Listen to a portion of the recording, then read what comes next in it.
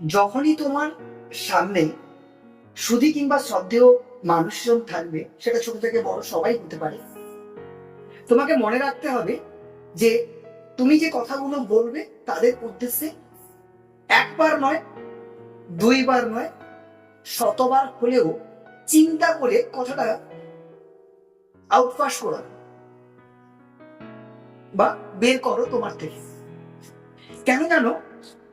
কারণ কথাগুলো না ঠিক আমাদের ভেতরে থাকা স্পিড কিংবা থুতুর মতো।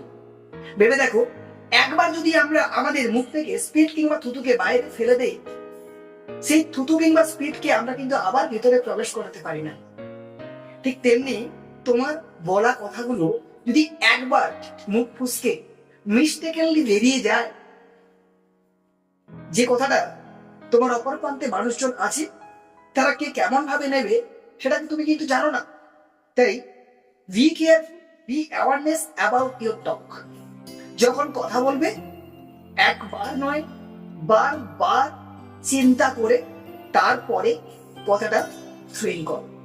তবেই দেখবে তুমি একজন ভালো, স্ট্রং এবং শক্তিশালী মানুষ রূপে গণিত হবে সকলের কাছে। আশা করছি কথাটা তোমার অনেকটা অনেকটা ভালো কিছু শেখাতে পারবে।